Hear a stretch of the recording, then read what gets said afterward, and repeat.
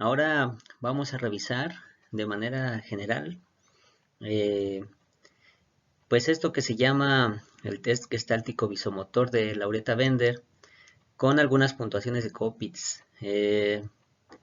Si recuerdan, pues yo soy el profe Nico, aquí estoy, Nicolás Tlalpacheca Cruz, y lo que vamos a revisar, les digo, son algunos aspectos teóricos primero, ¿no? Que es algo importante que tiene que ver con todo esto de la aplicación de pruebas. Si no tenemos un sustento teórico, no podemos comprender totalmente los resultados de una prueba. Así que por eso es importante que consideremos estos aspectos teóricos. Bueno, digamos que al principio eh, casi siempre nos piden que revisemos algo de la escritura de los niños, ¿no? Aquí se alcanza a ver, espero que se vea bien, una imagen en donde padres o profesores nos piden pues que revisemos qué pasa con la escritura, ¿no? Por ejemplo, si vemos aquí dice Lupe y escribe la L mayúscula, luego una minúscula, luego una mayúscula, ¿no? O Miguel, ¿no? Que la G está más arriba, que a lo mejor podría ir más abajo, ¿no? De tal manera que pues es una preocupación que puede surgir, ¿no? Dicen, esto es grave, es un problema, y entonces nosotros tenemos que averiguar, pues, qué edad tiene el niño, ¿no? Cómo es su comportamiento y varias cosas, ¿no? Este niño es un niño de 7 años, el cual, pues, en otro video les voy a compartir una evaluación a través del test de Bender, ¿no?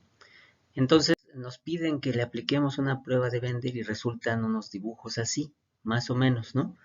Y dicen, híjole, pero pues luego ya lo apliqué y esto qué tiene que ver con la escritura, porque a lo mejor sale normal o a lo mejor sale con un nivel bajo, pero esto qué tiene que ver con la escritura, ¿no? Es lo que tendríamos que revisar, o mejor dicho, comprender, ¿no? Bueno, en el caso de la escritura, lo que tenemos que reconocer es esto que le llamamos la percepción visual, que básicamente es la discriminación de estímulos visuales, ¿no? A interpretarlos según nuestra propia experiencia. Es decir, si hay niños, por ejemplo, que tienen el hábito de la lectura desde pequeños, es muy probable que reconozcan y discriminen los estímulos relacionados con la escritura desde muy pequeños, ¿no? Pero también dependemos del grado de maduración del sistema nervioso central y por supuesto de qué tanto estimulamos esa discriminación de estímulos. Por supuesto está muy relacionada con el lenguaje, con el razonamiento, con todos los procesos cognitivos y que se refleja en una coordinación visomotora, ¿no? Es decir, el niño para poder escribir necesita tener estos procesos cognitivos de manera más o menos equilibrada para lograr esa coordinación visomotriz, que es yo veo algo, intento agarrarlo y lo logro, ¿no? Parece sencillo agarrar el lápiz, pero todos los que nos dedicamos al área de educación sabemos que no es tan sencillo para los más pequeños, ¿no? Empezar a agarrar el lápiz y empezar a escribir, ¿no? Bueno, hay un proceso entonces, ¿no? En el caso del Bender, por ejemplo, se ve un estímulo visual, un dibujo. El niño o la persona que hace esta prueba utiliza la visión para ver el dibujo. Hacemos una asociación, reconocemos esos dibujos y decimos aquí hay un círculo, aquí hay un rombo o tal vez un cuadrado volteado y empezamos a evocar o a imaginarnos cómo es esa figura, ¿no? Interpretamos ese dibujo de tal manera que podemos verlos juntos, podemos verlos separados, podemos ver incluso hasta algo que esté relacionado con lo que las experiencias que tengan los niños, ¿no? A lo mejor alguien se imagina unos lentes, ¿no? Un lente que tiene de un lado un círculo y del otro lado un cuadrado. Es percepción visual, es cómo interpretamos esos estímulos y así lo puede dibujar, ¿no? Necesitamos también pues una habilidad gráfica y motriz para poder lograr ese dibujo y una percepción visomotriz que nos ayuda a interpretar correctamente eso que estamos viendo y cómo lo vamos a trazar, ¿no? Estamos viendo un círculo y tenemos que trazar un círculo, por ejemplo, ¿no? Y entonces copiamos el dibujo. Bueno, en el caso del Bender, lo que se evalúa es eso que le llaman la función gestáltica, ¿no? ¿Y de eso qué es, no? Decimos muchos por ahí. Pues digamos que esto responde o es una función que tenemos eh, a través de la cual respondemos a muchos estímulos, ¿no? Como si fuera un todo, ¿no? Siendo la respuesta misma una constelación, un patrón, le llaman aquí una gestalt. En este sentido, podemos identificar, por ejemplo, un círculo. A lo mejor el círculo no está cerrado, pero podemos entender que el patrón o la estructura general se trata de un círculo, ¿no? Ahorita vemos algunas de las leyes de la Gestalt que nos ayudan a comprender un poco más esto, ¿no? En sí, la prueba nos sirve para evaluar esta función gestáltica, nos sirve para detectar también retraso en la maduración de esta función visomotriz, pero también para la madurez del aprendizaje, para el aprendizaje, tal vez incluso identificar algunas lesiones cerebrales, ¿no? O mejor dicho, las consecuencias de esas lesiones cerebrales. En los adultos permite detectar lesión cerebral y dificultades perceptuales, y en los niños también puede ser que se identifiquen algunos aspectos emocionales. Es como un pequeño filtro o un primer filtro que nos ayuda a encontrar ciertos elementos emocionales. Si hablamos de los fundamentos científicos, pues vienen desde mucho tiempo atrás, ¿no? Desde el 32, imagínense, pues ya casi van a ser 100 años, ¿no? 10 años más y ya llegamos a 100 años, desde que entendemos un poco acerca del proceso de estructuración visual. Eh, Wertheimer, Kurt Lewin y Rappaport nos hablaban de la psicología normal y la psicología normal en el sentido desde la percepción visual, desde el sentido de cómo podemos entender ciertas estructuras que están relacionadas con la memoria, con el lenguaje, con el aprendizaje en general, ¿no? En sí, la teoría de la Gestalt pues surge desde ahí, cómo podemos interpretar un montón de estímulos visuales eh, y cómo es que nuestro organismo pues los puede discriminar. Hay algunas leyes y esta seguramente la han visto, esta imagen, ¿no? En donde a lo mejor alguien la ve de pronto y dice, pues aquí está, pues es un rostro, ¿no? Puede ser.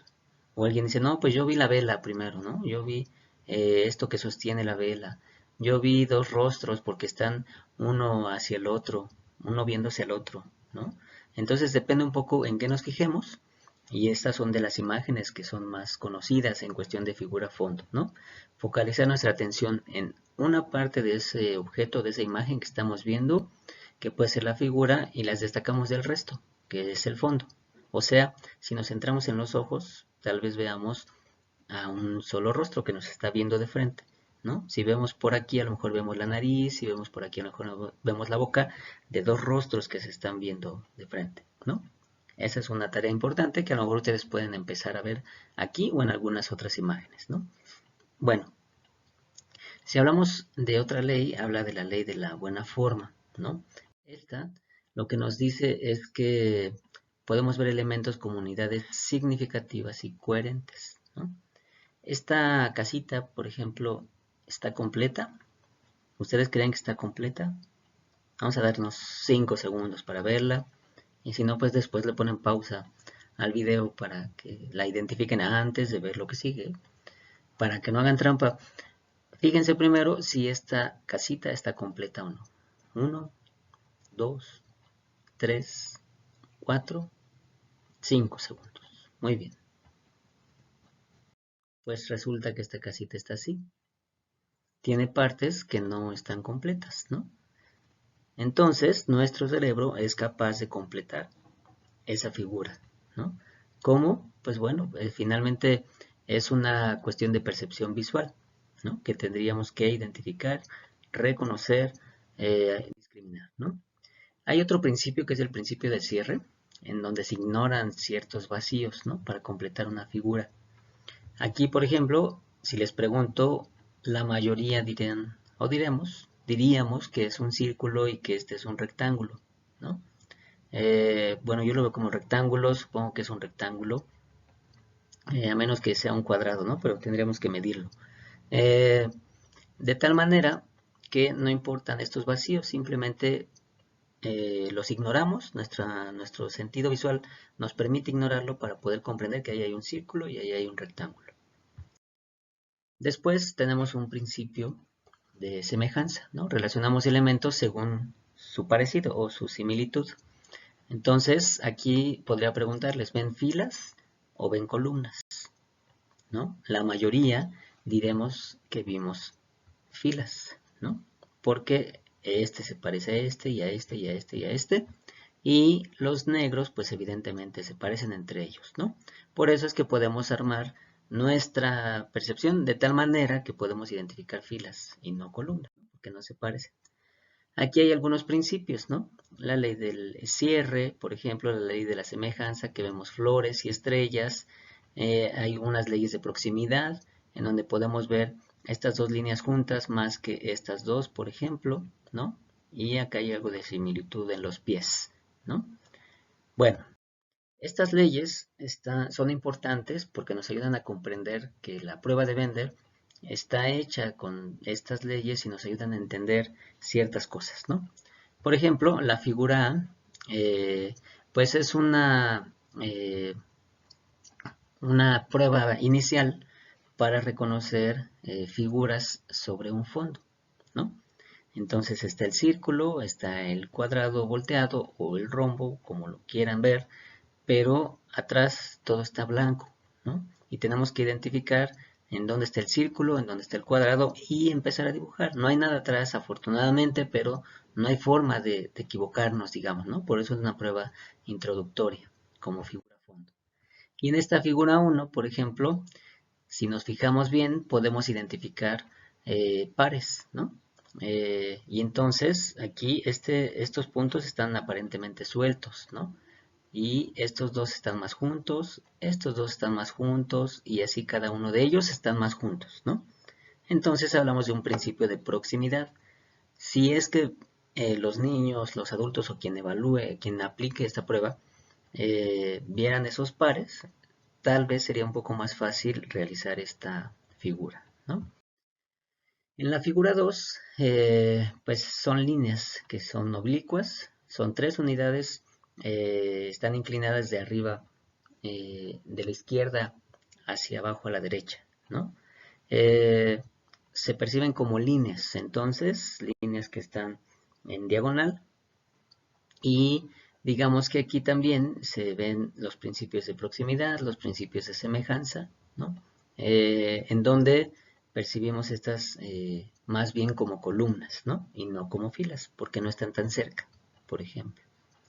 En la figura 3 también hablamos de proximidad, ¿no? Porque aquí estamos hablando de estas líneas que aparentemente forman un tipo flecha, y entonces así es como podemos armar este dibujo. Si nuestro sistema visual es correcto, está funcionando de manera correcta, permitiría que estas líneas se perciban así, como próximas, ¿no?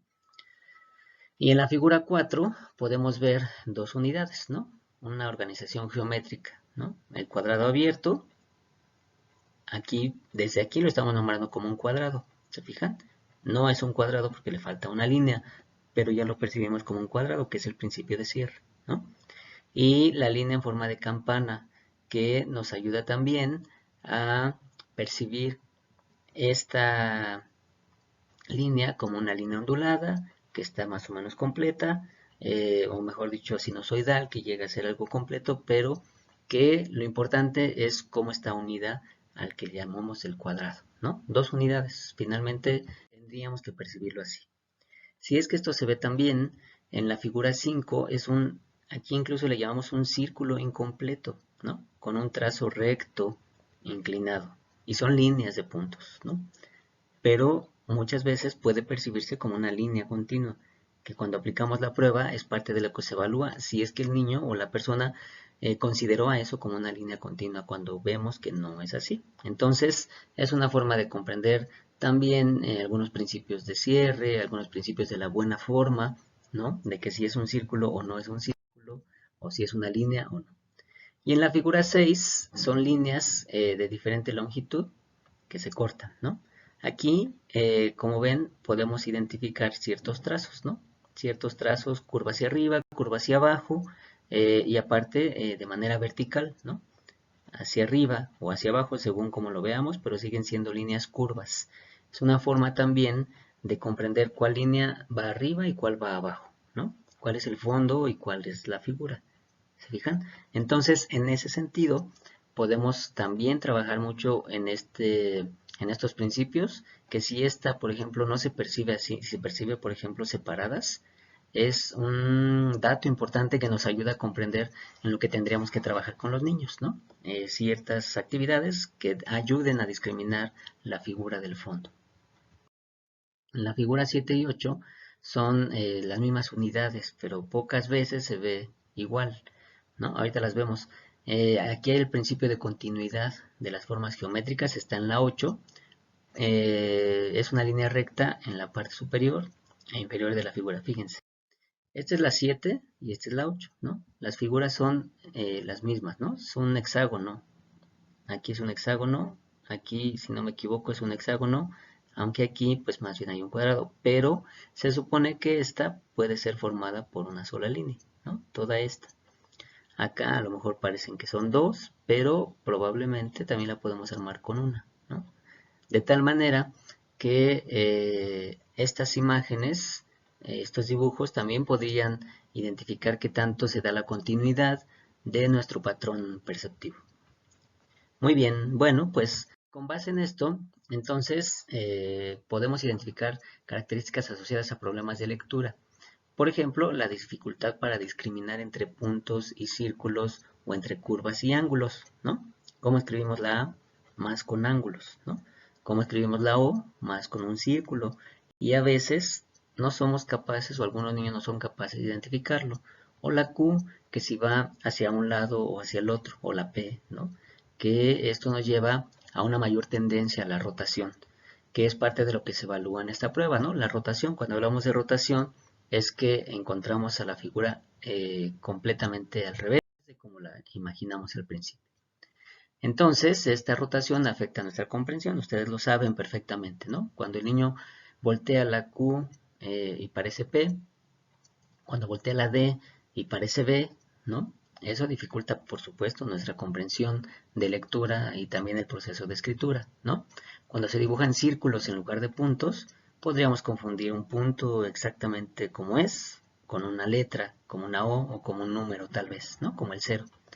Y entonces, si hay falta de integración, si hay ángulos incorrectos, si se sustituyen puntos por círculos o si se hacen más líneas de las que se tienen que hacer, pues podríamos pensar que la lectura es lenta. ¿Por qué? Pues porque no se integran todos esos estímulos que estamos observando. ¿Me explico? Así que, pues son cosas que tendríamos que identificar en el caso del Bender. Por ahorita es algo que queda en lo teórico, pero en el otro video, en donde está la aplicación, calificación e interpretación de una prueba de Bender, ahí seguramente van a encontrar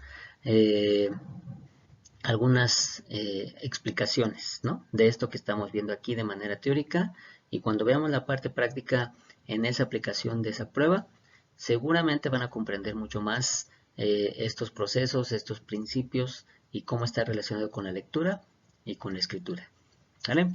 Mientras tanto, pues muchas gracias. Espero que pronto nos encontremos por ahí. Soy el profe Nico y aquí estamos para servirles. Muchas gracias.